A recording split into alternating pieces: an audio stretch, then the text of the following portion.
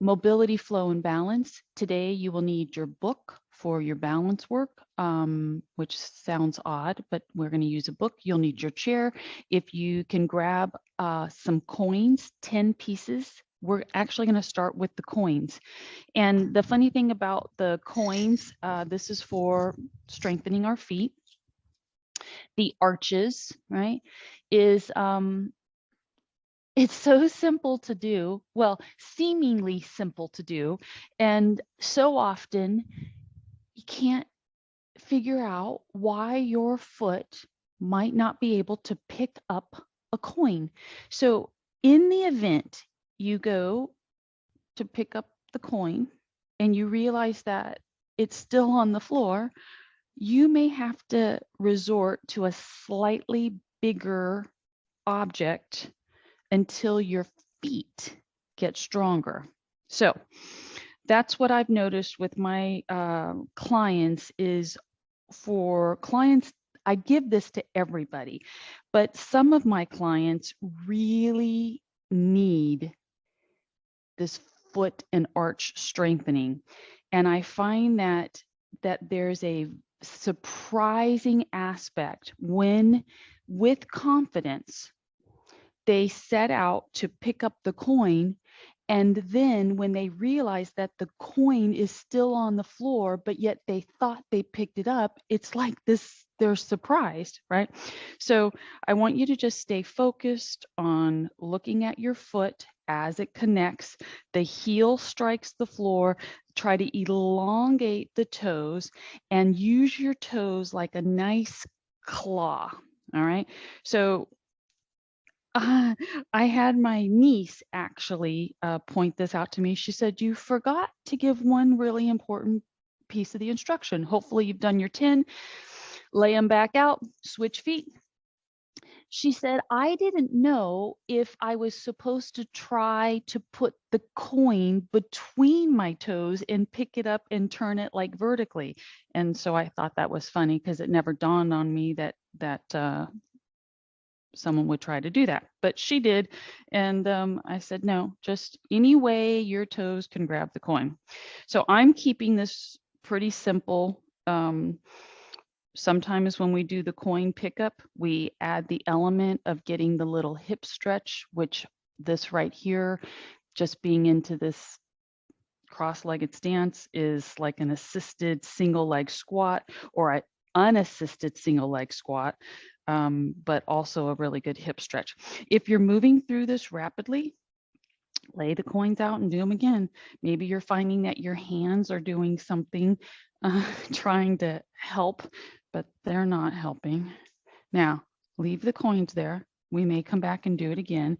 I want you to go into this ankle roll. So I've switched feet. Some of this is just going to seem a little weird and that your foot may or may not cooperate. But if when you roll out, if you will allow the ball of the foot to then transfer to the top of the toe and you go to the push out position, you'll find that hopefully the third, fourth, and pinky toe are quite sensitive on that push down position.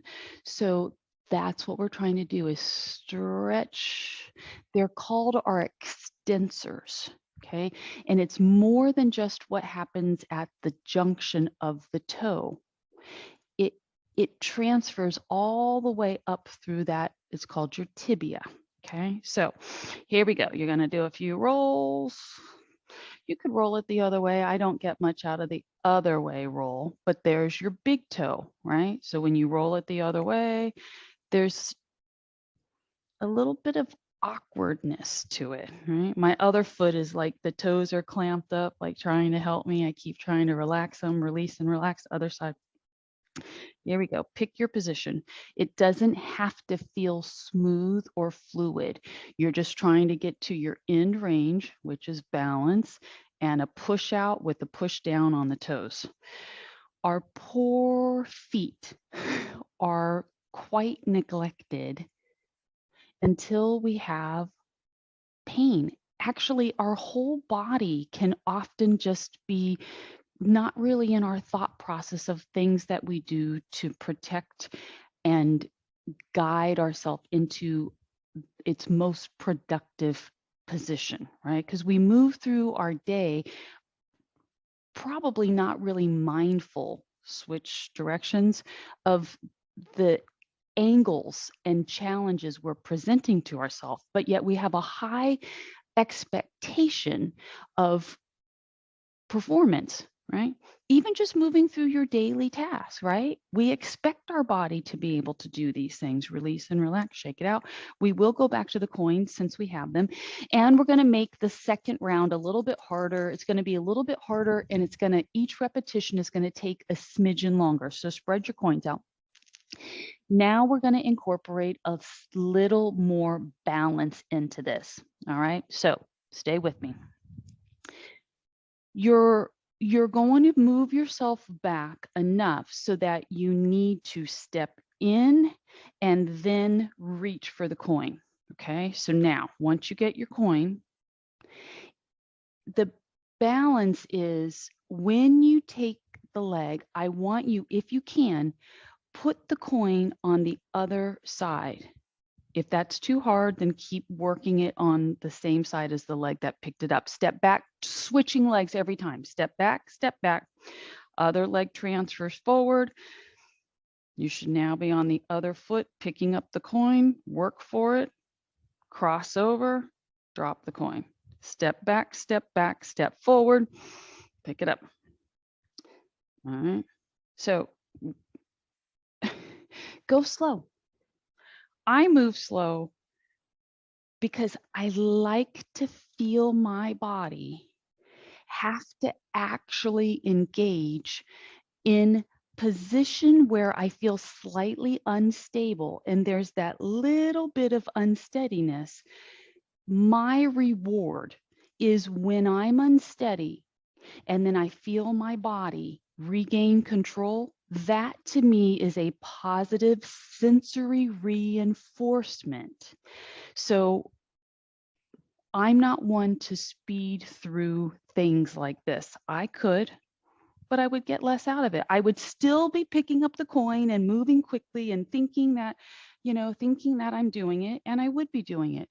But the real challenge lies in a term called time under tension. So when we're in this suspension state of training and like transferring,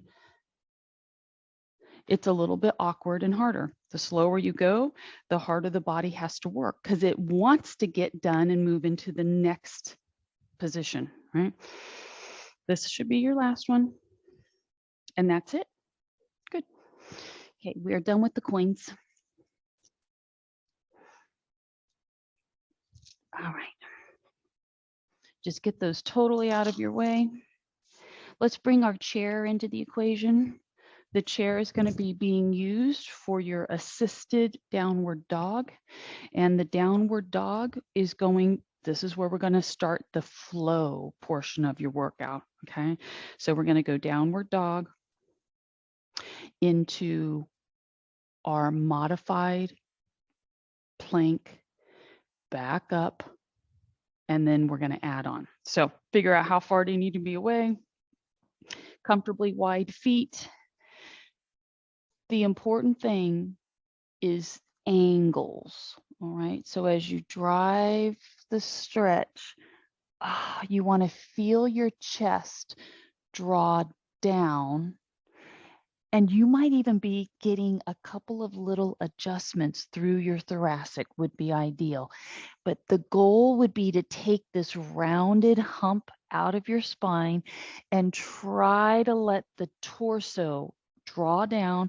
And then the end range for this is that your ears are sitting right between your biceps. If you don't put your head at the correct angle, then your head is, the neck portion, right, is curled. So find a way to like stabilize your neck and let your biceps bumper your ears. All right, so this is the setup. Come forward. Your modified plank is going to put you on elbows. And if you project yourself too far forward, your head might run into your frame. So just figure out if you need to make an adjustment. And just for the sake of time under tension, are the hips still high? Lay the body out. If your elbows are back by your ribs, you've collapsed yourself too far. So a lot of don't do's, right? Keep yourself propped, squeeze your belly to spine, tuck the derriere under you, which is going to make you feel like your upper back is rounded. There's a happy medium, right? And now start your pushback. Push into your elbows, push, push, push, push, push. Let your arms back up, even if this is a challenge for you. Drive your head through the arms so that the ears are bumpered by your biceps. Your heels should be flat. Look at your toes. Everything is pointing straight ahead. Take one hand, reach it for the opposite foot. And as soon as that hand comes down and you start reaching for the opposite foot, your stretch on the arm that's still on the chair will increase. That's now hitting your lat and your tricep. Bring that hand up. Switch to the other side. Did your hips sway to the direction of the reaching hand? Can you recenter your hip line? Right? Now, as you come up, think elbow, elbow, get down. The hips may want to collapse out of a weakness for the body, but I want you to take your belly button, pull it up into you, push your elbows into the chair, try to round your upper back just a little bit so that you feel your buns tighten. Use your strong arms. Start pushing yourself back. Back the elbows up to give you some leverage. Start letting the hands reload. Opposite hand to foot. Try not to let the hips glide if you can help it. Switch hands. You're going to get back down into your elbow plank for a moment. Now, stay higher than you think you should be because you're going to go into an alternating knee towards the chair. Where is your neck? Are your ears being gobbled up by your shoulders, right? How do we engage our upper middle back so that our shoulders are pulling away from our ears, but yet we're protecting our back by being in a slight pelvic tilt, right? All right. So if you're doing this correctly, you should feel like your abdominal muscles are hard at work. Do one more knee to chest, push back, walk the feet in, release and relax. All right. Getting into we're going to do 2 different quadricep stretches. This is also we're starting with the hip flexor glide, and then we're going to go into the kneeling quadricep stretch. So I'm going to just stay turned to the side. And the glide. I consider all of this mobility work. All right.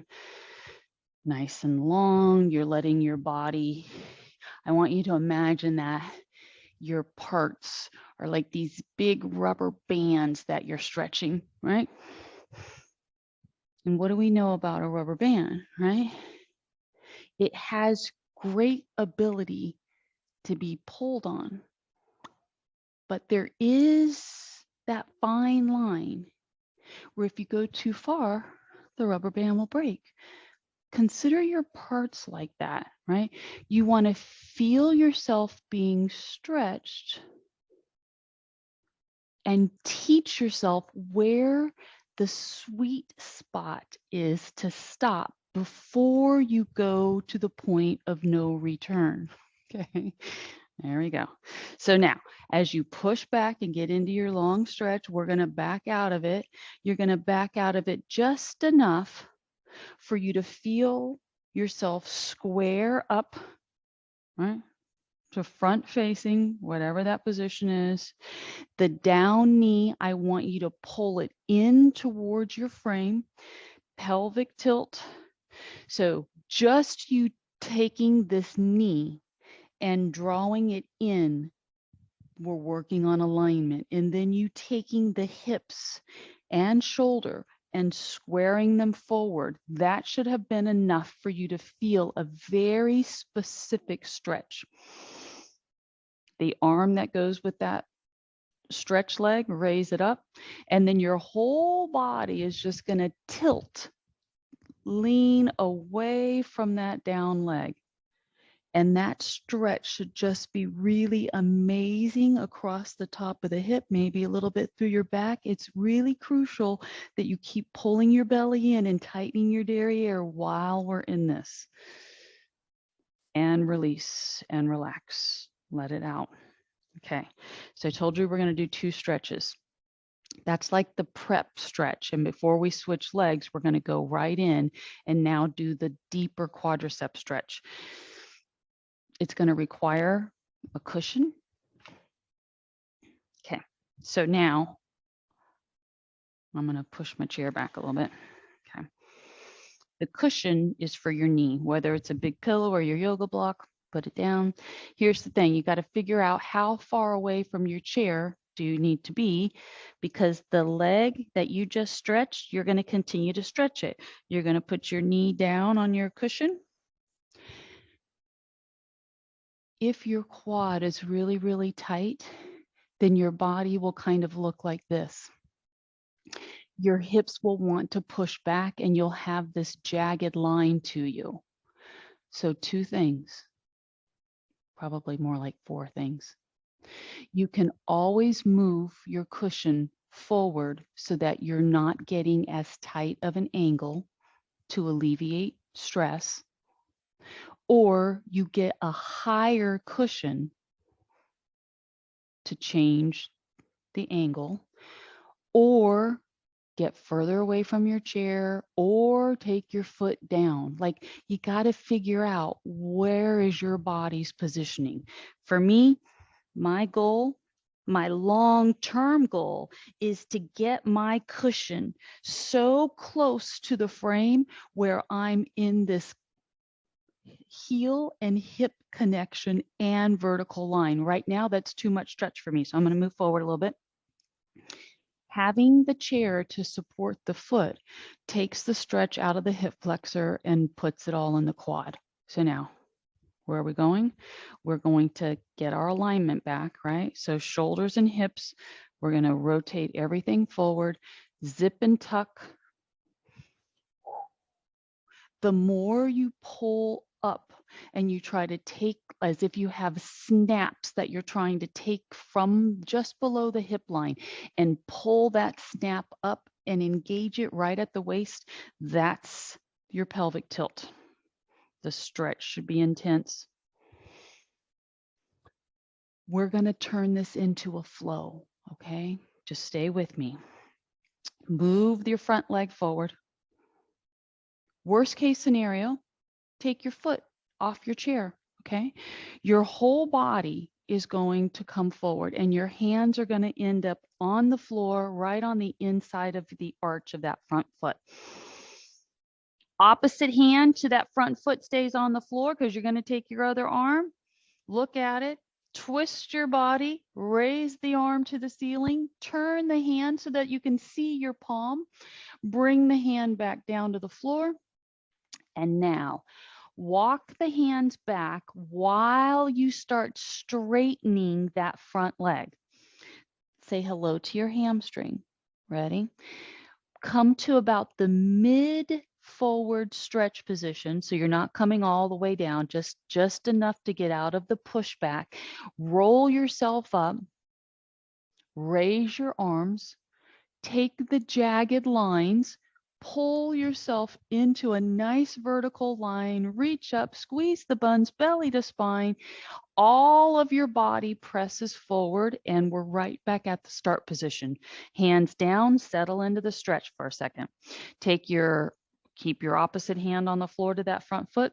Your free arm, raise it up, shoulders out of the ears, look at your hand, bring that hand back down, walking the hands back to get your hamstring stretched. Now, on your front leg, if you feel it and it feels good to you and you're saying, I think I want to feel a little bit more though, pull the toes off the floor, and that will leverage you to rock back a little bit more.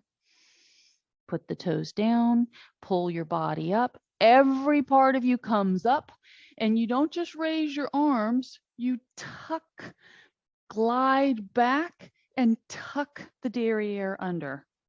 You have one last repetition. Push forward, hands come to the floor, opposite hand stays on the floor, your free arm raises up. This is thoracic spine rotation. That high arm comes down. You start walking yourself back, figuring out how much of a stretched front leg do you want. And then put the foot down, roll yourself up. So now we transition. We're going to do both positions, the other leg. Come out of it. If you don't recall where we started, it's with our hip flexor glide. Okay, so here we go. Turning yourself around. Think rubber band. Rubber band is stretching and releasing, stretching. We could just stay in a static state for this hip flexor stretch. The chair makes us a little bit cockeyed. Okay, I'm okay with that. Our body needs, we have a responsibility to prepare our body to not be shocked by any range of motion we put it in, right? Like that's an interesting thought, right? Our injuries to our body stem from our body getting into positions that the body isn't conditioned to get into. Like, what is that? So there aren't really wrong positions. There are positions that we just are not used to being in under load. And that's the part that is stressful to the system. So when we set out to exercise, we need to think about spatially and rotationally and loading in a bunch of different angles, because you never know what life position is going to be, right? Because it's not always, your load isn't always something that's right in front of you. So now as you do this last pushback, we're going to clean everything up, twist your body, soften the knee enough so that you can get your hips around, right? Taking the down knee, pull it in. As you pull the down knee in, you should feel your hips twist around, and now hips, shoulders are square, and navel pulls in. I want you to feel like someone's wrapped their arms around your ribs from the backside, and they're pulling your body back. And as they pull you back, here's the important thing. There's a reason why I said, imagine someone pulling you from your ribs, because if someone were to pull you back from your shoulders, you would actually be creating a greater infraction. So if you think about someone being able to help you come back from the rib area, that will stabilize all of this and keep your S curve to its normal position, not an exaggerated S. Arms go up. Remember, don't arch the back.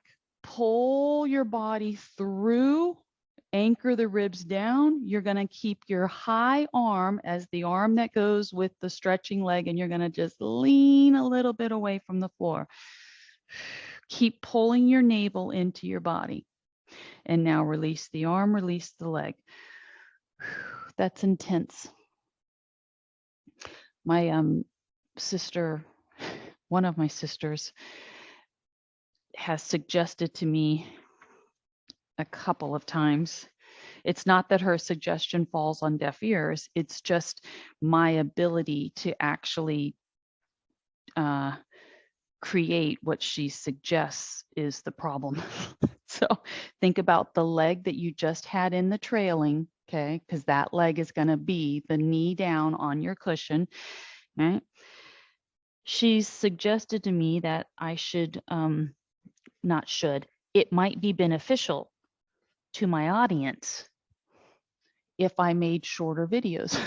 She's like, not everybody has an hour for your sessions. And she's like, if you could just do like little 2, 3, 5, 10-minute things like everybody else is doing, she's like, you might get some traction. And every time I set out to do something like that, time flies for me. So it turns into 30 minutes. So I really have spent time trying to figure out, like, is there one thing that I could leave as an imprint? Like, what one thing? And I can't narrow down that there's just one great overall stretch that if you did nothing else, do this one and you'll be on point.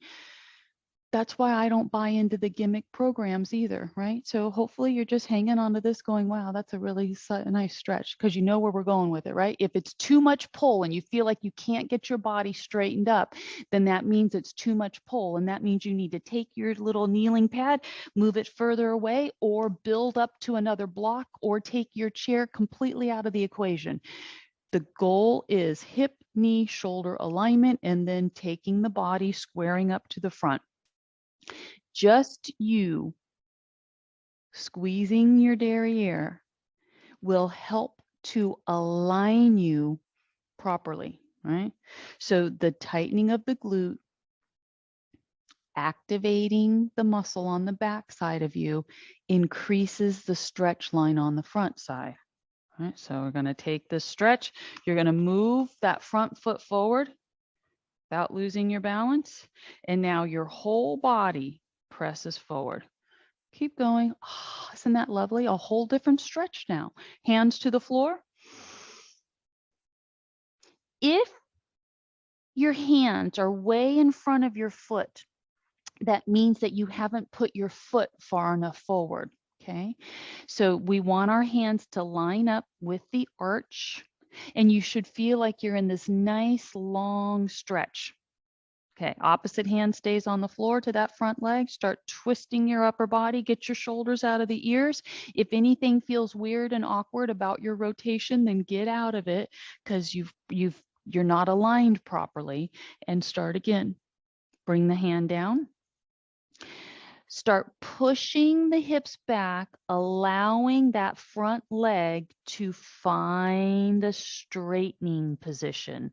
It doesn't have to be fully extended. And as a matter of fact, walk your hands back so that you're not on tips of the fingers. Try to stay flat palmed.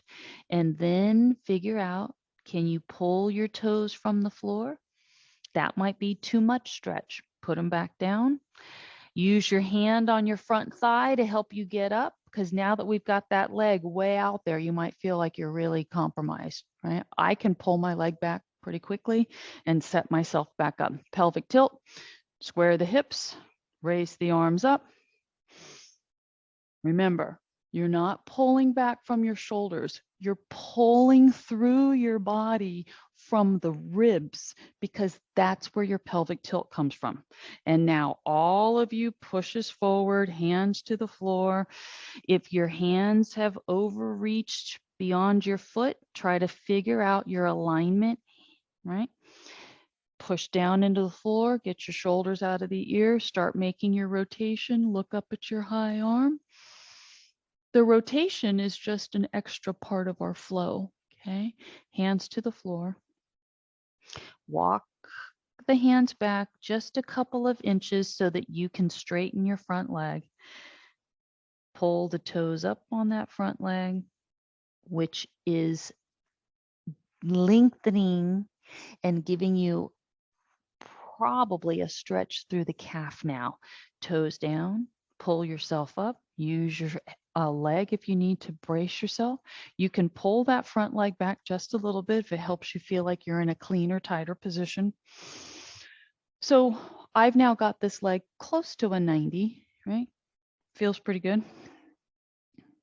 If your front leg is too close to the center line of you, you're going to be really unstable. So if that's happening to you, just let that front leg go a little bit wide. Push into it. hands down, move that front leg back out, settle in, push down into the heel of the hand on the floor so that your shoulders can be retracted. Actually, you depress your shoulders. That's what we want to do. Retraction doesn't happen in this position. You're pushing into the floor, trying to glide the shoulder blades away from the ears, and then rotate. The retraction of your shoulders should be a natural action when you swing that arm up. We don't want to retract the shoulders if they're not first in depression. Hand to the floor. Walk the hands back a couple of inches while you straighten your leg. Pull the toes up if you can. Put the toes back down, hand to the leg, help yourself. And now you get to figure out, how do you get up? Do you want hands back on the floor? Right? How do you get out of that? So, I'm wanting at this moment to remind you that you're done with your chair and we're going to grab our book.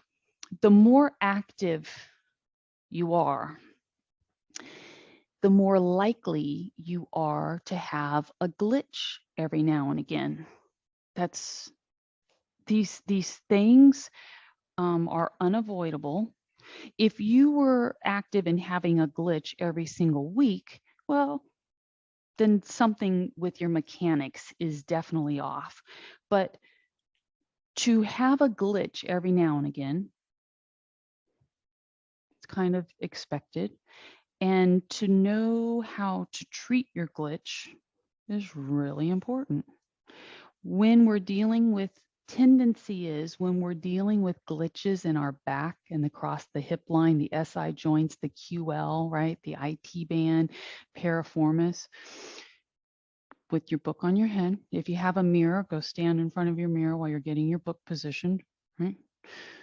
You can keep holding on to your book. If the book training for you is new, use a small book and keep light pressure on it until you feel like you've got the hang of the feeling of balanced book.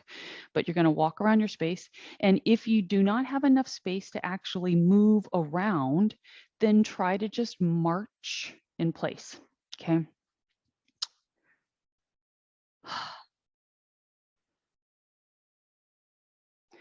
When you have issues with your back, kind of chronic issues with your back, that's very different than a infrequent glitch. But when you feel parts of your body, especially your back, acting up, there are two stretches that are really beneficial to help reset the body. And what we just did with the foot on the chair into quadricep stretch is one of those positions. And the second position would be the cobra press away from the floor. They are the opposite. You're going to try to change your direction of circle. It's counterintuitive movement to what you would think you would need to do in order to release your back. So when I deal with people who've got back issues, they will often be in like a forward fold stretch position, trying to stretch out their back. But the reality is they need to be in extension motion for the front body. So I'm just planting that seed. If you find that you glitch up across your back line, the tendency for you is going to be to do the wrong type of stretching. And you might have an immediate relief, but yet it doesn't actually help you. Okay. So now walk a little faster or march your feet a little faster. We're all going to get into our little space and we are going to just march our feet. March, march, march, march. The bigger, higher knee lift will create a greater challenge because your whole body, like you can probably feel it already transferring up to your book. If your feet barely move off the floor, it's like you're more stable, right? So stands to reason the giant leg raise, forces you, that weight transition, it has to be more powerful of a leg raise. You have to generate more energy to get the leg up, right? 5 more. 5. Pull your chin back. 3. Pull the belly in. 2. Can you root into one foot? Use the other foot until you figure out what we're doing here. Okay, can you tell that my hips are not in line with the rest of me? Okay, and now bring it to the other side. So allow the hip to swing and pull it to the other side. This is a very awkward position. We right now are intentionally training our QL. Okay, so it should be some sensation. There should be sensation across the back of the hip line in a way that feels weird, especially when you slide this way, right, to the high piked hip. Inhale, exhale. Now, when you slide to this relaxed leg side, pull your belly in, exhale. Okay, stay with me. 2 more. As you slide and you now have control of your belly, can you pinch your butt cheek on your stance leg and release? Here we go. Shoulders are down, chin is pulled back, glide the hips, pull your belly in, tighten the derriere on your stance side. Stay there. Can you pick the toes up off of that leg? Okay. Holding, holding. Pull the knee higher. Hold it. 5, 4, 3, 2. Walk around. Don't forget which leg you were standing on. You're going to just take like 5 little steps, get back into your place, and you're going to do the other leg. So the hip slide is actually called a hip hiker. If you need to stand next to your chair or your wall to help you have support, then go put yourself there. Leg number 2 is going to get its chance. So stand, dominant leg, toe assist, right? Let the hip slide. You should just feel like you're kind of in a lazy position here, right? And now swish the hips over. As they swish, pull the belly in. As soon as you can command your body, chin, belly, bun. Easy does it. Go slow. The more pressure we put into this bent leg, it's not better. Your most ideal position would be that we don't even need that foot on the floor, okay? But because I don't want our balance to be too challenged right now, we're allowing a toe assist because I want you to feel like you can control navel to spine and then the butt nice and tight. Release. Worst case scenario, you just try to stand still, right? So swish, swish it over, chin, belly, bun. How hard is it to get your glute to fire up? Okay, start your swish, chin, pull your belly in. Do you feel like you can control that, those 2 things? And then can you tell your mind, can you feel when you tell your mind to muscle, squeeze my bun, can you actually feel your body respond? That's the key. Slide. Here we go. Chin, navel, mind to muscle, bun. Do one more. Your bun should be fired up. Like as soon as you go to contract it, it should feel like, oh my gosh, like it's really working. So now you're in stance. Everything's tight. Can you pull your toes off the floor? Can you lift your knee higher? The higher we lift our leg, the more the bun is working. And release. You're done with your book. Wow. Maybe grab a little drink. Okay, so though we were standing, okay, you may feel like your back just did a massive amount of work, and it did. So once you grab your drink, we're going to go down on the floor. And, I mentioned the word Cobra Press Away. So we've already done the massive stretch and flow for the hip flexor and the quad. And now we're going to do some press aways, which is going to seem like it's going to be more compression for your back, but it actually stretches the front line. And then we'll roll over and do some really good things for the rest of our parts.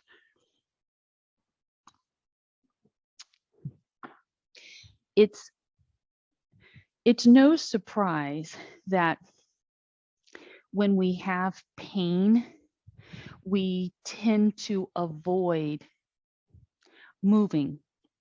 We're trying to protect ourselves, right? So sometimes when you have pain, you're not actually certain what movements are the best for you, or even what movement could you do that wouldn't make it worse and actually help. Okay, if this doesn't make you smile, I mean, I know I showed it yesterday, but I find it so interesting, the fact that the shark has eaten SpongeBob, because having just come from the Keys, I got my fill of shark encounters. So, and when you're wearing a mask and snorkel, like the expression on SpongeBob's face is exactly what my expression was when I was in the water with the sharks. Except I had to clamp down really hard on my snorkel to make sure that water didn't fill up my mask. Come on down. I don't know why it is that it doesn't matter what kind of shark I'm seeing, it's still a shark, and I don't particularly want to be in the water with the shark. Okay, you're propped up.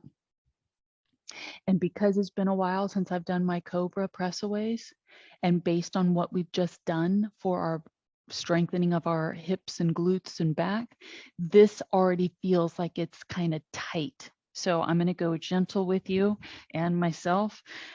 Your most ideal position is to try to bring the elbows back under the shoulders. And initially, I want you to just rock the hips a little bit.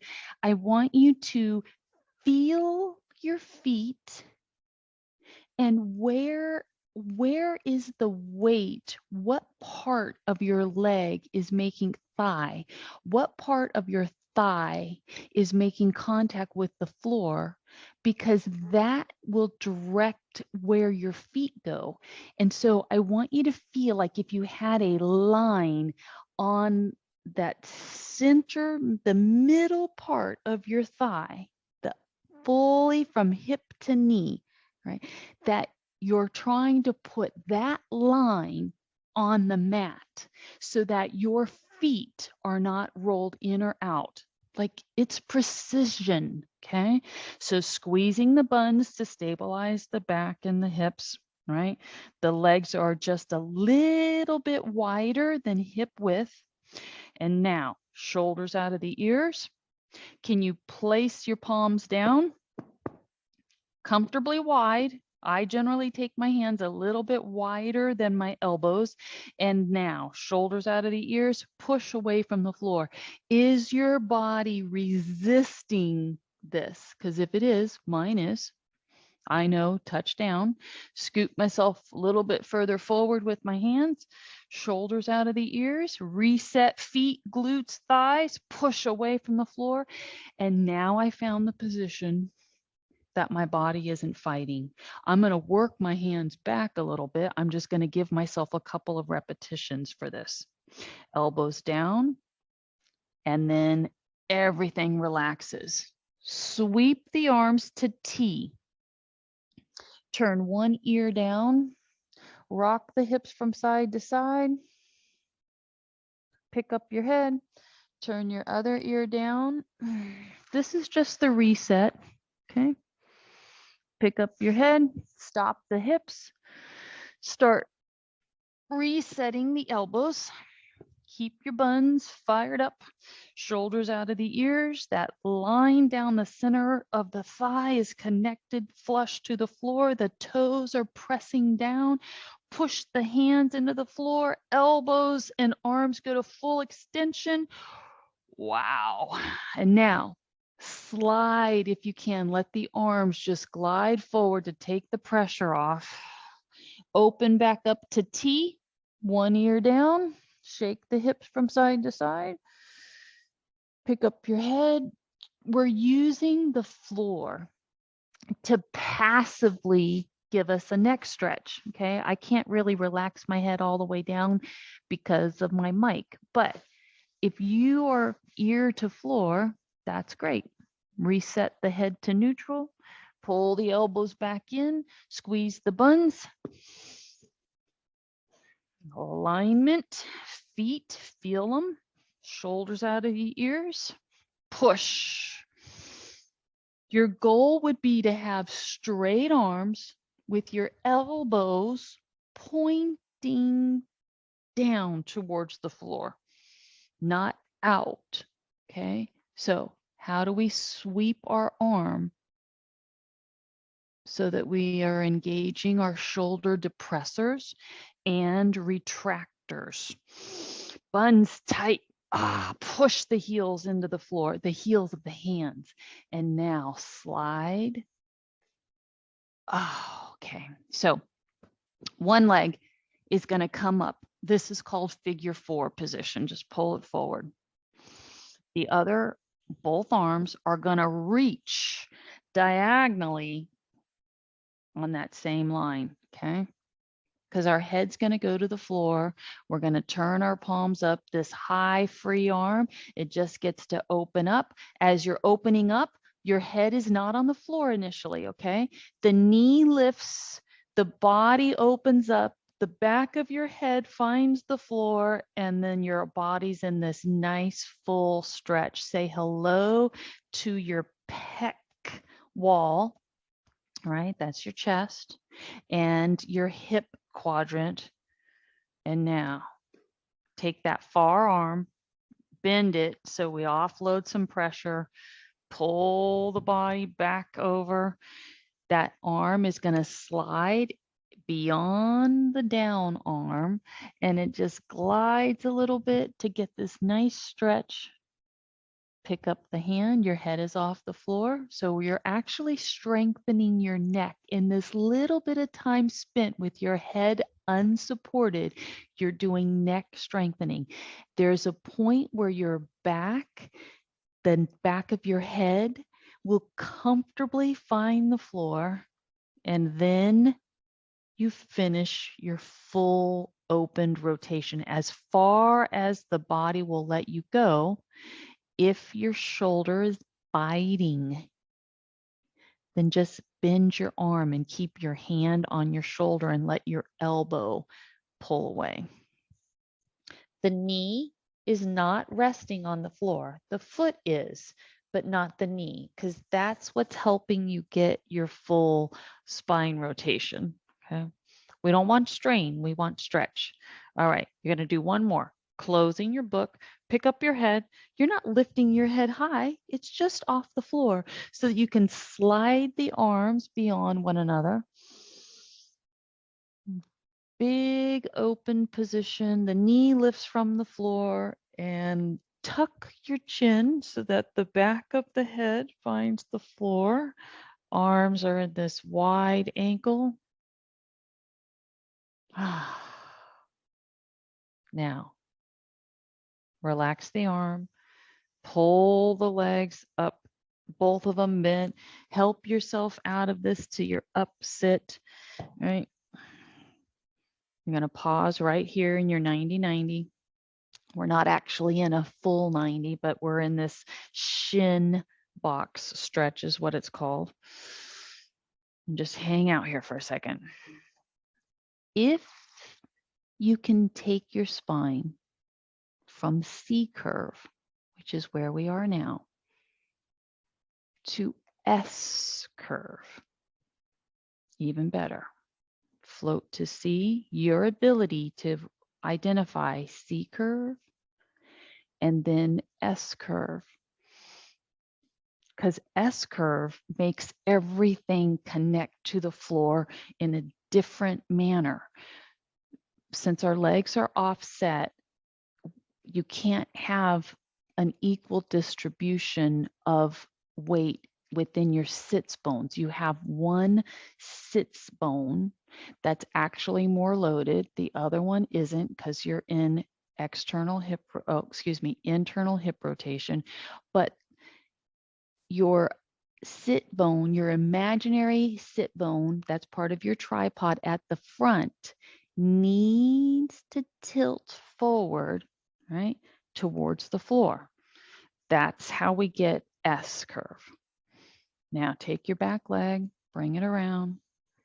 Wherever it goes, you're going to try to shimmy your hips. So now that you feel, okay, you're no longer just on one sit bone. Now you're going to do second sit bone. And now you're going to engage the third aspect of your sits. Rock the hips forward. Press into it. If that doesn't feel fabulous along the glute line and all across your lumbar, then I apologize, because this is one of my favorite stretches. So you're just rolling forward, allowing the body to come down, get as small as you can. Shoulders out of the ears, pull yourself up, massive stretch. Okay, think other side.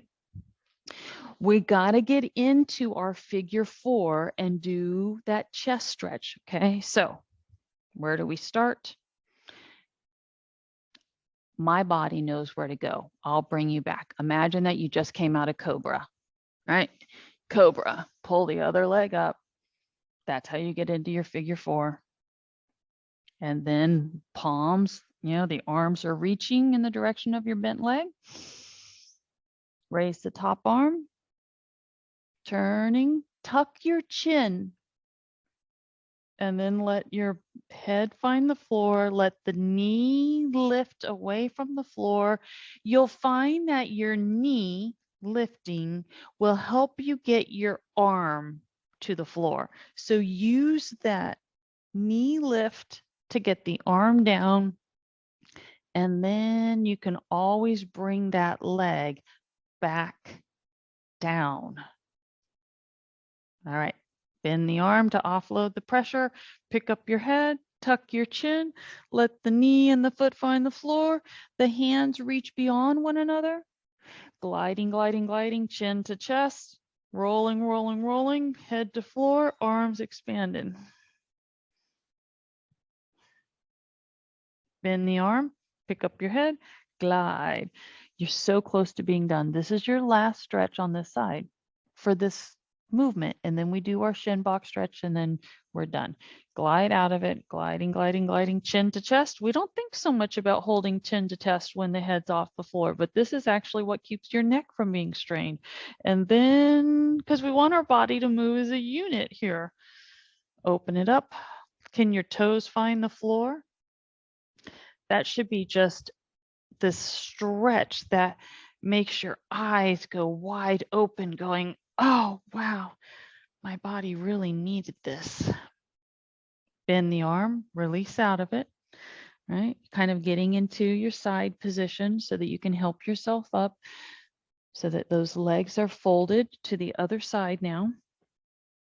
And you're going to do 3 of your C curve spine sits. I know when I go into C curve, it is just really bad looking form.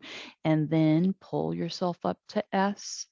If your knee doesn't like the torque, then straighten your leg, because you can still do C curve and S curve. It's a lot easier to do C and S curve with the leg straight. This is an extra little stretch on that hip junction. C curve, S curve. Maybe you're really struggling to get S and you're like, if I just had a little leverage. Your leverage. There's your leverage. Put your fingers down into the floor, fingertips. Push yourself into S. Feel it. Now, take your back leg, pull it around. Even if your knees are up into your pits, right? Leverage, right? Maybe this is what you have to do. How do you feel yourself get off of a very heavily loaded back coccyx into even distribution to what would seem like a tripod that's supporting your body? Those are your sits bones, right? Press into it, go as far forward as you can comfortably. Feel that fabulous stretch. Maybe you don't get very far, but that's okay. Pull yourself up. We'll finish standing. Do you have to use your hands to get off the floor? Even if it takes you a couple of steps, use that back foot. That's your leverager right there. Back foot. I see people who try to load all of their weight onto their front leg, and it looks like this. They'll get that front foot really close to the back leg, push that knee forward, and stand up like that, which your body can do it, but it's so much easier if you dig the back toes into the floor, you give yourself space and push out of it. So, namaste. I'll see you next time. So funny. I have literally forgotten where the record button or stop the recording